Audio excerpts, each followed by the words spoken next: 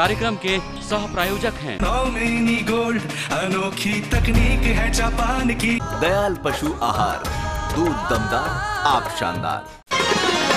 अन्नदाता, अन्नदाता, अन्नदाता, नीत तुम्हारा अन्नदाता, पग पग पर है संग तुम्हारे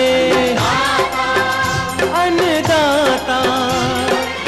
लहू किसानों का बन के पसीना सींचता है धरती का सीना। मेहनत का तेरी हक दिलवाने, नई तकनीक नई खोज बताने। पशुधन को गुणवान बनाना, पौध सुरक्षा को सिखलाना, खेती के सब गुर समझाने, भारत का सरताज बनाने। आठों पहर है संग तुम्हारे अन्नदाता, अन्नदाता। नमस्कार, मैं शालिनी आप सभी दर्शकों का अन्नदाता कार्यक्रम में स्वागत करती हूँ। हर रोज की तरह कार्यक्रम में हम लेकर के आए हैं आज भी खेती बाड़ी से जुड़ी हुई बहुत सी लाभकारी जानकारियां। तो चलिए सबसे पहले देखते हैं कि क्या है विशेष आपके लिए आज के कार्यक्रम में। धान की फसल में जल प्रबंधन पर जानकारी।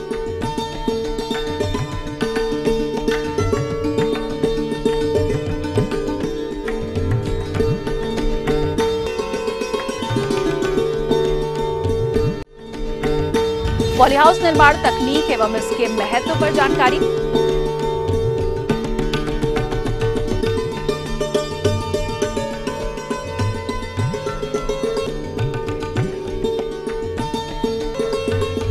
वर्मी कंपोस्ट की देखभाल पर जानकारी।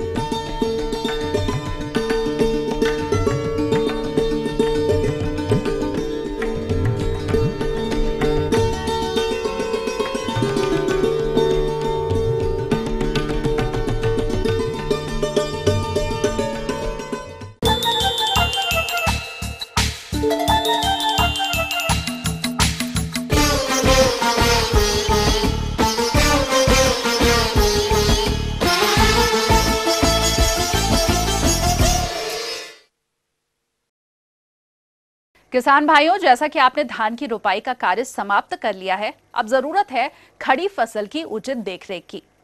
यहाँ अगर फसल में जल प्रबंधन की बात की जाए तो धान की फसल के लिए यह काफी महत्वपूर्ण समय है। तो आइए धान की फसल में जल प्रबंधन पर जानकारी लेते हैं दिलीप नगर कानपुर देहात के डॉक्टर AK यादव से।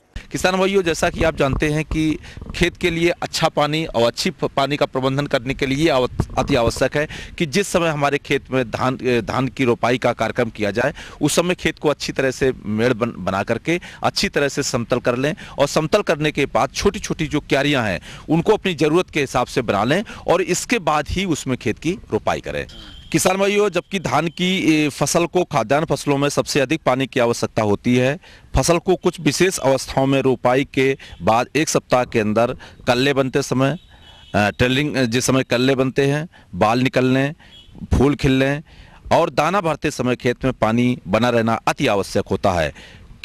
फूल खिलने के अवस्था पर पानी अति आवश्यक होता है। परीक्षण के आधार पर ये पाया गया है कि धान की फसल कि अच्छी उपज लेने के लिए लगातार पानी भरा रहना आवश्यक नहीं है, बल्कि इसके लिए खेत में सतह पर से पानी एक बार निकाल देना चाहिए और इसके बाद उस खेत में लगभग 5 से 7 सेंटीमीटर पानी अवश्य रूप से भर देना चाहिए। यदि वर्षा के अभाव के कारण पानी की कमी दिखाई दे तो सिंचाई अवश्य करें। खेत में पानी रहने से फास्फोरस, लोहा और मैग्नीज तत्वों की उपलब्धता बढ़ जाती है। साथ ही जो हमारे खेत में विभिन्न प्रकार के खरपतवार होते हैं वो भी अधिक पानी की अवस्था में नहीं उग पाते हैं। यह भी ध्यान देने योग्य बात है कि कल्ले निकलते समय 5 सेंटीमीटर से अधिक पानी अधिक समय तक खेत में नहीं भरा होना चाहिए, नहीं तो इसका जो है हमारी फसल उत्पादन पर प्रतिकूल प्रभाव पड़ता है।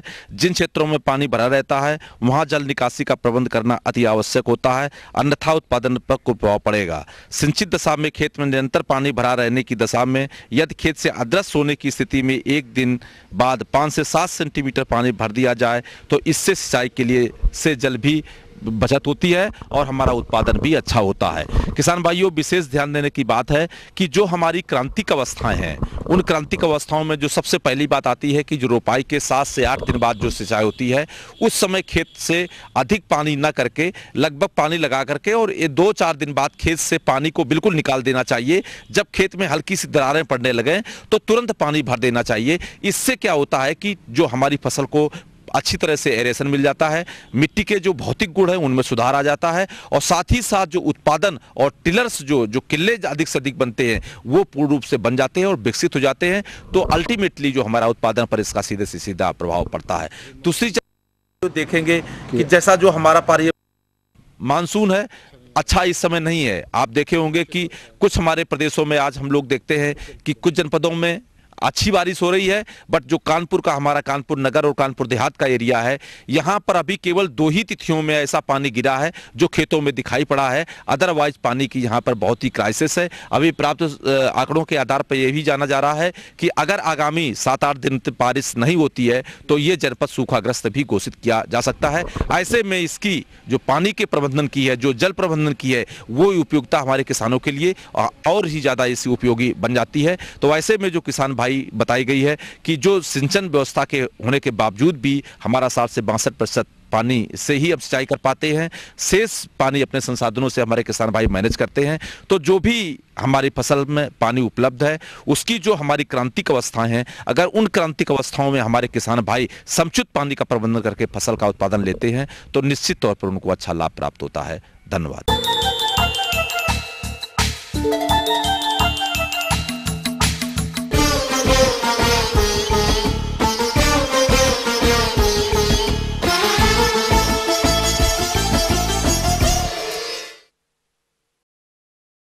पॉली हाउस में किसान मौसमी फसलों जैसे कि फूल या फिर सब्जियों की खेती कर प्रति इकाई क्षेत्र से अच्छा लाभ लेते आ रहे हैं।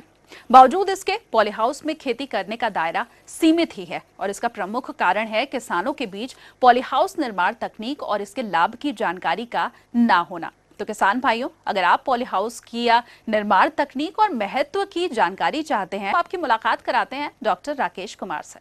पॉली हाउस वर्तमान में जो कृषि का जो विकास हुआ है उसी के तहत यह जो है पॉली हाउस में किसान खेती करते हैं और इसमें कम जो है हमारा रकबा में हम कैसे ज़्यादा मुनाफा कमा सकते हैं वह पॉली हाउस के अंदर जो है करके कर सकते हैं। इसमें एक स्ट्रक्चर होता है जो आयरन जीआई पे जो है पाइप पे खड़ा होता है और वो प्लास्टिक से कवर किया हुआ रहता है। इसके अंदर शेडनेट होते हैं और इरिगेशन के लिए जो है फॉगर एवं ड्रिप का जो है इसमें इस्तेमाल किया जाता है। मुख्य रूप से ये जो है किसानों के लिए इसमें जो बेमौसमी सब्जी की खेती जो है वो लाभप्रद होती है। इसके साथ साथ इसमें फूल की खेती भी जो है की जाती है। तो इससे किसानों को जो है जब बेमौसमी खेती करते हैं तो उनको जो है अधिक जो है आय होती है। यद्यपि यह जो है खेती सामान्य खेती की तुलना में थोड़ा इसमें जो है ज़्यादा लागत लगता है, लेकिन उसके अनुपात में जो है मुनाफा भी जो है ज़्यादा होता है। पॉली हाउस की स्थापना ऐसे जगह पे होनी चाहिए जो कि जहाँ की ज़मीन जो है ऊंची हो, वहाँ पानी का जल जमाव जो है नहीं होना चाहिए। और दूसरा आसपास में जो है वहाँ पे थोड़ा वायु को रोकने के लिए वायुरोधक जो है होना चाहिए, जैसे कि वहाँ पे पेड़ वगैरह हो या घर के आसपास जो है पॉली हाउस का निर्माण करना चाहिए। यह मुख्य रूप से जो है जो हमारे छोटे किसान हैं उनके लिए ही ज़्यादा उपयोगी है, क्योंकि उनको कम ज़मीन होता है और कम ज़मीन से उनको इसमें जो है ज़्यादा मुनाफा हो सकता है। लेकिन थोड़ी सी लागत इसमें जो है ज़्यादा लगती है, लेकिन जो हमारे बड़े किसान हैं वो भी इसको कर सकते हैं उसमें। लेकिन सबसे ज़्यादा अच्छा जो है लघु सीमांत जो किसान हैं उनके लिए बहुत ही फ़ायदेमंद है। और घर के सामने जो ज़मीन है, और सबसे बड़ी बात है कि यह काफ़ी कम रकबा में जो है खेती इसकी जो है की जा सकती है। कम से कम 1000 स्क्वायर मीटर का जो है हम लोग पॉली हाउस का निर्माण कराते हैं। पॉली हाउस में भी जो है हम लोगों को कीट नियंत्रण की आवश्यकता पड़ती है। वैसे शुरू में ही हम लोग जो है सॉइल स्टेरिलाइजेशन जो है फॉर्मेलिन के माध्यम से जो है कराने का जो है किसानों को सलाह देते हैं। तो पहले हम लोग जब पॉली हाउस निर्माण करते खेती प्रारंभ करते हैं उसके पहले सॉइल स्टेरिलाइजेशन कर लेते हैं, ताकि जो उसमें कीट और व्याधि है उसका वो जो है समाप्त हो जाए। लेकिन उसके बाद भी हम लोग जो है जब भी खेती करते हैं तो समय समय पे जो पौध संरक्षण की अनुशंसाएं की जाती है जिस फसल के लिए, उस पे हम लोग जो है ध्यान देते हैं। क्योंकि इसमें एक चीज़ देखा जाता है कि हम लोग जब फॉगर चलाते हैं तो ह्यूमिडिटी जो है हमारा बढ़ता है, तो उसमें जो है हम लोगों का कीट व्याधि का आक्रमण जो है हो सकता है। लेकिन यदि हम जो है पौध संरक्षण की को समय जो है अपनाते हैं तो फिर इसमें किसी प्रकार की समस्या नहीं होती है। पॉली हाउस के अंदर जब हम लोग ड्रिप का जो है संस्थापन कराते हैं, ड्रिप और फॉगर का, तो उसके साथ किसान भाई को एक ऑप्शन रहता है कि वो उसके साथ जो है फर्टिलाइज़र टैंक भी जो है लगवा लेते हैं। तो फर्टिलाइज़र टैंक यदि लगवाते हैं तो जो भी पौधे को हम लोग खाद देते हैं तो वह जो लिक्विड फर्टिलाइज़र है या फिर जो पानी में घुलनशील फर्टिलाइज़र है उसका यदि हम लोग प्रयोग करते हैं तो बिना किसी लेबर के जो है उसी सिंचाई में हमारा जो है खाद का भी जो है पौधों को प्राप्त हो जाता है। साथ ही जो कीटनाशक का भी हम लोग करते हैं तो उसी सिस्टम से जो हम सिंचाई करते हैं ड्रिप और फॉगर सिस्टम से, ड्रिप में पौधे के जड़ के पास जो है बूंद बूंद करके पानी जाता है और फॉगर में जो है ऊपर से फवारा के रूप में जो है पौधों को पानी प्राप्त होता है। तो यदि हम लोग वैसे कीटनाशक एवं फर्टिलाइज़र का जो पानी में घुलनशील हो उसका चयन करके इस्तेमाल करते हैं तो किसान भाई को इसमें अतिरिक्त जो श्रम है उसकी भी बचत होती है। साथ ही साथ फर्टिलाइज़र और कीटनाशक की जो मात्रा लगती है अन्य विधि से उसके तुलना में भी जो है हम लोगों को कम होती है। इससे उत्पादन में जो हमारा लागत है कम हो जाता है और किसान भाई को इससे फ़ायदा होता है। वर्तमान में यदि किसान भाई यदि सब्जी की खेती करते हैं तो उसमें मुख्य रूप से जो है शिमला मिर्च है, चेरी टमाटर है, सीडलेस खीरा है, ये तीनों जो है सबसे प्रचलित है। इसके अलावा जो है कम समय में यदि जैसे बरसात में हम धनिया का बीज बो देते हैं तो हमारा जो है धनिया का पत्ता इससे बाज़ार में जो है अर्ली निकलता है। इसके अलावा जैसे सीडलिंग भी हम तैयार कर सकते हैं, कोई भी क्रॉप का अर्ली सीडलिंग तैयार करके गोभी का हो या अन्य बैगन का या अन्य भी फसल का हम लोग बिचड़ा तैयार करके भी जो है अन्य जो किसान हैं उनको उपलब्ध करा सकते हैं। दूसरा है कि फूल का खेती में इसमें जरबेरा की खेती है, कार्नेशन है, डच रोज है, इसकी भी खेती जो है पॉली हाउस के अंदर जो है की जा सकती है। तो ये थी कुछ उपयोगी जानकारियां। अब लेते हैं एक छोटा सा ब्रेक, जल्द हाजिर होंगे और आगे कार्यक्रम में आपको देंगे बहुत सी महत्वपूर्ण जानकारियां। दुधारू पशुओं में दुग्ध ज्वर की समस्या और समाधान।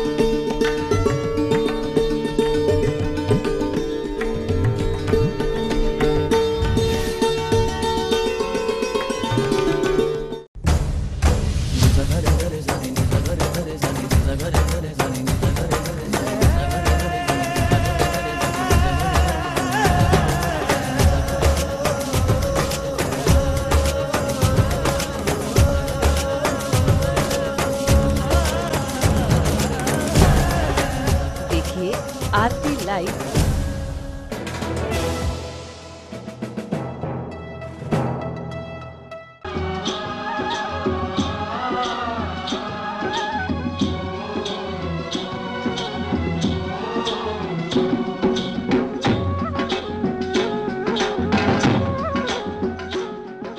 ब्रेक के बाद एक बार फिर से आप सभी दर्शकों का अन्नदाता कार्यक्रम में स्वागत है। बढ़ते हैं अगली प्रस्तुति की ओर।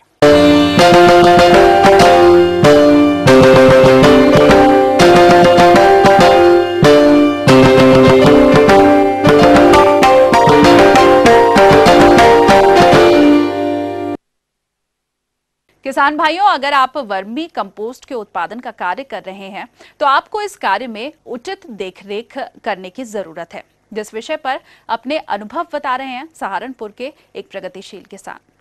जैसे सबसे पहले हमें जो है वर्मी कंपोस्ट का कार्य ऐसे स्थान पर करना चाहिए जैसे कि जहां पर छाया हो और पानी ना रुके। पानी बरसात का हो या चाहे नलकूप का द्वारा आने वाला हो, कोई भी बाहरी पानी उस कार्यस्थल में प्रवेश ना करे। उसके बाद हम ऊंचे जमीन ऊंची करके जो है फिर बेड बनाते हैं। बेड बना के जो है केंचुआ नीचे ना जाए उसके लिए या तो बेड पक्की कर दें, नहीं तो उसके लिए पॉलीथीन डाल दें, जिससे केंचुआ जो है वो जब बेड का भोजन खत्म हो जाए केंचुआ धरती में प्रवेश ना करे। दूसरा जो गोबर है वो हमारा 15 दिन से पहले और 30 दिन से बाद का नहीं होना चाहिए। उसमें आप लोगों ने देखा होगा कि जो ताज़ा गोबर होता है उसमें बदबू भी ज़्यादा होती है और गर्माहट भी ज़्यादा होती है।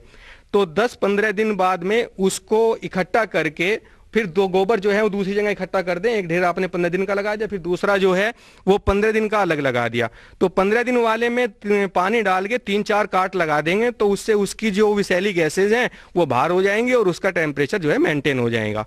उससे बाद उसको आप बेड में डाल दीजिए और बेड में डालने के बाद उसके ऊपर आप केंचुए छोड़ दीजिए, जिससे कि आपको जो है अच्छी मेहनत अगर हम गोबर के साथ में करते हैं तो केंचुओं का अच्छा भोजन मिलता है और वर्मी कंपोस्ट भी अच्छी हमें प्राप्त होती है। तो आज मैं आपको बताऊंगा कि बरसात के दिनों में वर्मी कंपोस्ट का कैसे मैनेजमेंट किया जाए जिससे कि केंचुओं को हानि ना हो और हमारा उत्पादन बना रहे। तो किसान भाइयों, सबसे पहले हमें ये देखना है कि जहां हम वर्मी कंपोस्ट का काम कर रहे हैं वहां पर जो पानी बरसात का होता है वो ना रुके, जिससे कि बरसात का पानी बेड़ों में अगर जाएगा तो केंचुआ, तो उसमें क्या होगा कि केंचुआ कुछ टाइम तो बना रहेगा, साइड में पड़ा रहेगा, लेकिन जब उसको भूख लगेगी और ज़्यादा पानी का टेम्परेचर जो है वो बढ़ जाएगा तो वो केंचुआ जो है मर जाएगा। हमें केंचुओं से लेबर के रूप में काम कराना है, तो उसके लिए ज़रूरी है कि समान मात्रा में नमी जो है बेड में बनी रहे, जिससे केंचुआ चारों तरफ जाके केंचुए गोबर को खाता रहे और उसे वर्मी कंपोस्ट में तब्दील करता रहे। दूसरा हमें ये देखना है कि बेड में हाथ डाल के देखना है कि बेड में गर्माहट है या नहीं है। तो अगर बेड गर्म है तो हम उसको थोड़ा सा बोरिया उतार के उस पर पानी डाल देंगे, जिससे कि उसमें नमी जो है वो बरकरार रहे और उसके बाद बोरिया दोबारा से उसके ऊपर ढक देंगे।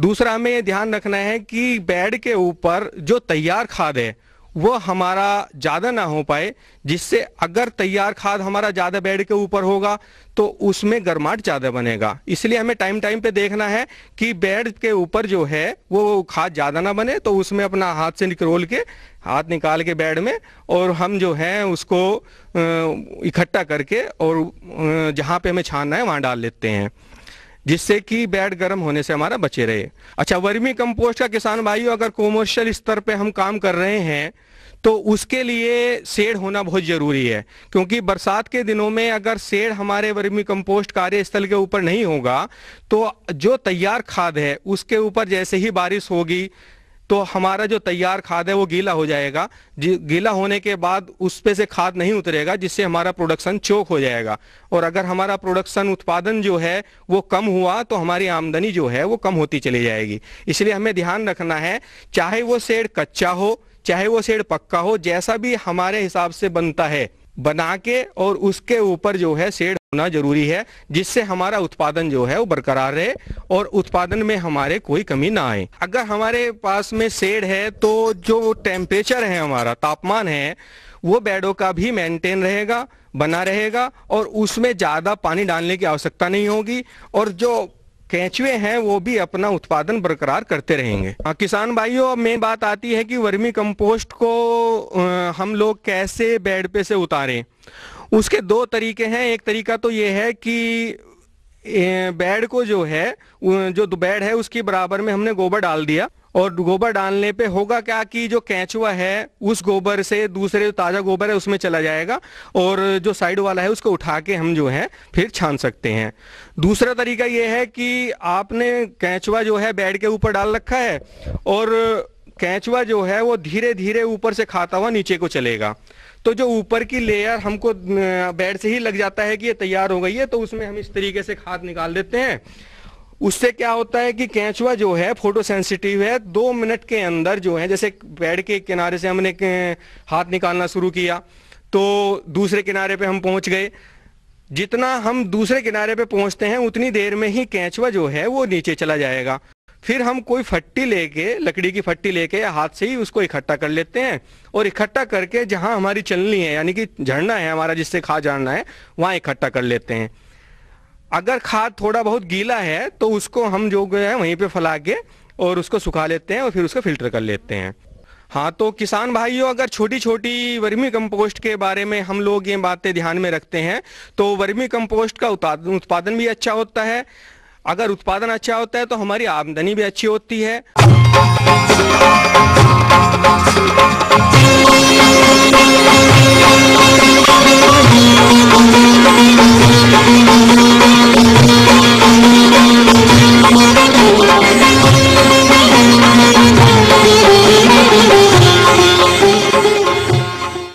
किसान भाइयों, अपने प्रदेश में पशुपालन का महत्वपूर्ण स्थान है, लेकिन इन दुधारू पशुओं में विभिन्न प्रकार की समस्याएं आती रहती हैं। इन्हीं समस्याओं में से आज हम बात करेंगे पशुओं में दुग्ध ज्वर रोग के बारे में। तो क्या है इस रोग के कारण, लक्षण और निदान, इस बारे में जानकारी दे रहे हैं पशु वैज्ञानिक डॉक्टर SK शर्मा।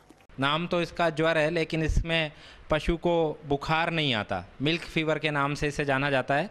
और इसमें पशु को बुखार नहीं आता, अपितु जो शरीर का जो तापमान है वो सामान्य से कम हो जाता है। और इसका जो प्रमुख कारण है वो है पशु के आहार के अंदर कैल्शियम की कमी होना। तो ये कैल्शियम की कमी से होने वाला एक प्रमुख रोग है, और ये रोग मुख्य रूप से अधिक दूध उत्पादन देने वालों पशुओं के अंदर ज़्यादा देखने में आता है। इसका जो प्रमुख कारण वो ये है कि अधिक दूध उत्पादन देने वाले पशुओं के अंदर खासतौर से कैल्शियम और फास्फोरस की जो आवश्यकता है ये अधिक होती है। और जब पशु ताज़ा बियाता है, रिसेंटली डिलीवर्ड अगर कोई पशु है, रिसेंटली पार्चुरेटेड एनिमल है, तो ताज़ा जो पशु जिसमें प्रसूति हुई है, उन पशुओं के अंदर कैल्शियम की कमी जो है वो सामान्यतः देखने में आती है, क्योंकि कैल्शियम दूध के साथ भी स्त्रावित हो जाता है और पशु के रक्त के अंदर, पशु के शरीर के अंदर कैल्शियम की कमी हो जाती है। तो कैल्शियम की कमी होने पर शरीर में भी कई उपापचयी क्रियाएं होती हैं जिससे वो पूर्ति करने की कोशिश करता है। यदि पशु के आहार के अंदर कैल्शियम समुचित मात्रा में पशु की शारीरिक आवश्यकताओं के अनुसार नहीं है, या पशु के उत्पादन की आवश्यकताओं के अनुसार नहीं है, तो ऐसे पशुओं के शरीर के अंदर कैल्शियम की कमी हो जाती है। तो संकर पशुओं के अंदर, खासतौर से अधिक दूध देने वाले पशुओं के अंदर ये रोग प्रमुखता से देखा गया है।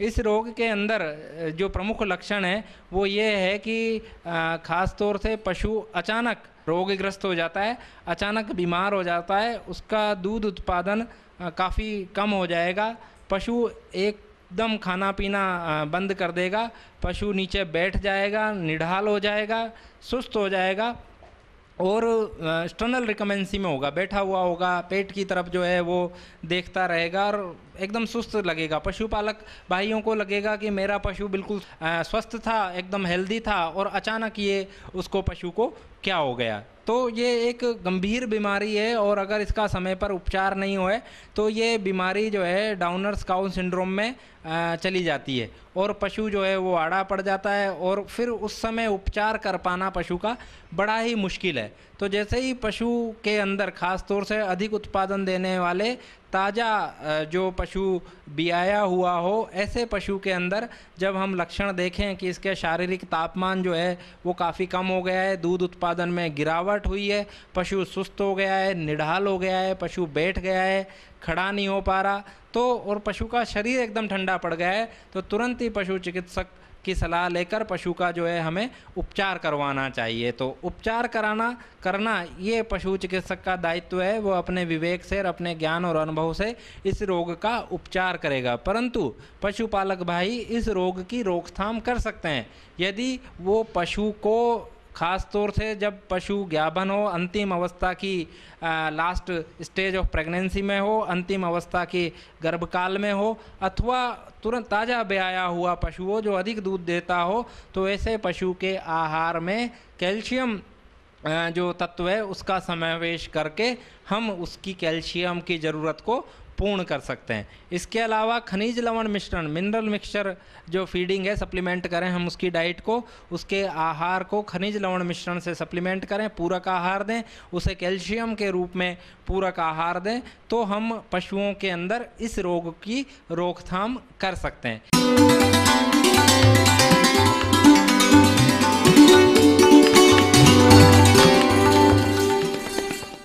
अन्नदाता हेल्पलाइन निःशुल्क फोन संपर्क सेवा के माध्यम से आपके द्वारा पूछे गए प्रश्नों में से एक या फिर दो महत्वपूर्ण प्रश्नों को हम अपने कार्यक्रम में शामिल करते हैं और इसी के तहत आज का चयनित प्रश्न और उसका जवाब इस प्रकार है।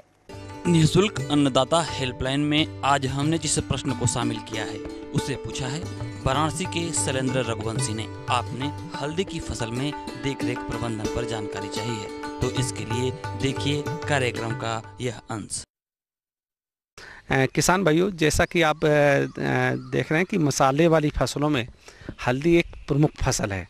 आप देख रहे हैं कि हल्दी चौड़ी पत्ती वाली फसल है और इसमें मई और जून में जैसी गर्मी पड़ती है तो इसकी पत्तियों से ज़्यादा पानी वाष्पोत्सर्जन होता है। तो विकास के लिए ये संस्तुत की जाती है कि किसान भाई खेत में नमी बनाए रखें, अर्थात जल्दी सिंचाई करें, क्योंकि इसकी चौड़ी पत्ती होने की वजह से वाष्पोत्सर्जन होता है। दूसरी बात, खेत में गुड़ाई करके खरपतवार रहित करें और खरपतवार निकालने के बाद इसकी मेड़ों पर मिट्टी चढ़ाते रहें। तो पहली जो मिट्टी चढ़ाने का काम 40 से 45 दिन के बीच में करें। दूसरी मिट्टी चढ़ाने का काम 55 से 60 दिन के बीच में, जब के समय जो हमारी नाइट्रोजन की टॉप ड्रेसिंग की मात्रा बची हुई है उसको खेत में देने के बाद में फिर मिट्टी चढ़ा दें। हल्दी की बुआई जो मेड़ों पे करने का उद्देश्य है कि खेत में किसी तरह से पानी नहीं रुकना चाहिए। जितना ज़रूरी जल प्रबंधन है, पानी देना है, उतना ही आवश्यक जल निकास की व्यवस्था करना है। तो किसान भाइयों, जब बरसात का समय आ जाए, जून और जुलाई में जैसी बरसात हो, खेत से आवश्यकता से अधिक पानी बाहर निकालते रहें, जिससे किसी तरह की बल्ब गलन की समस्या ना होने पाए। इसके बाद जब फसल में देख रेख रखते रहें, कभी कभी पत्तियों में पीले रंग के धब्बे बन जाते हैं, लीफ ब्लाइट या पत्ती झुलसा बीमारी आती है, तो उससे बचाव के लिए वैज्ञानिकों से संपर्क करें। यदि संपर्क ना हो सके तो आप डाइथेन M45 की जो इंडोफिल M45 के नाम से आ रही है, 2.5 से 3 ग्राम मात्रा प्रति लीटर पानी की दर से घोल बना के छिड़काव करें।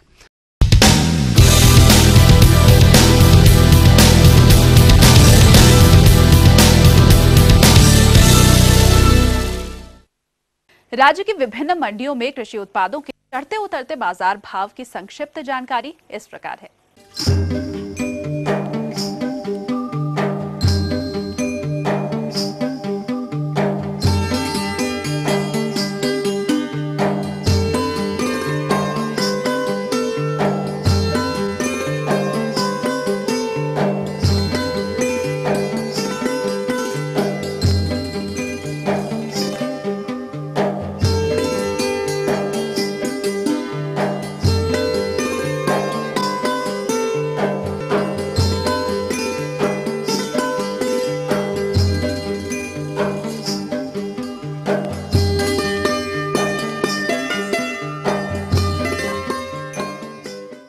हम ये उम्मीद करते हैं कि आज का कार्यक्रम आप सभी दर्शकों के लिए उपयोगी रहा होगा।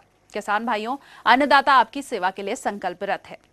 कृषि संबंधित समस्या और सुझावों के लिए आप हमें इस पते पर संपर्क कर सकते हैं। प्रोड्यूसर अन्नदाता, ETV, Uttar Pradesh, Uttarakhand, Ramoji film city, Hyderabad 501512। साथ ही आप हमें ईमेल भी कर सकते हैं। हमारा ईमेल ID है annadaata.up@etv.co.in। इसके अलावा आप हमें निःशुल्क हेल्पलाइन नंबर 1800-1084-599 पर सुबह 10 से शाम 4 बजे के बीच संपर्क कर सकते हैं। और आइए अब देखते हैं कल दिखाए जाने वाले कार्यक्रम की मुख्य झलकियां। ज्वार की फसल में किए जाने वाले प्रबंधन कार्य,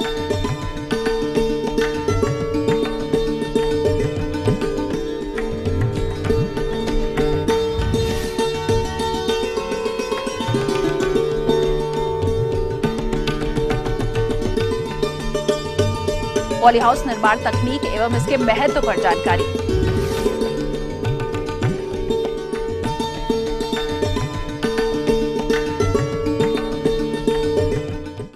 तो फिलहाल अन्नदाता की पूरी टीम को दीजिए इजाजत। कल फिर से इसी समय आपसे मुलाकात होगी कृषि संबंधित कुछ और रोचक जानकारियों के साथ। नमस्कार।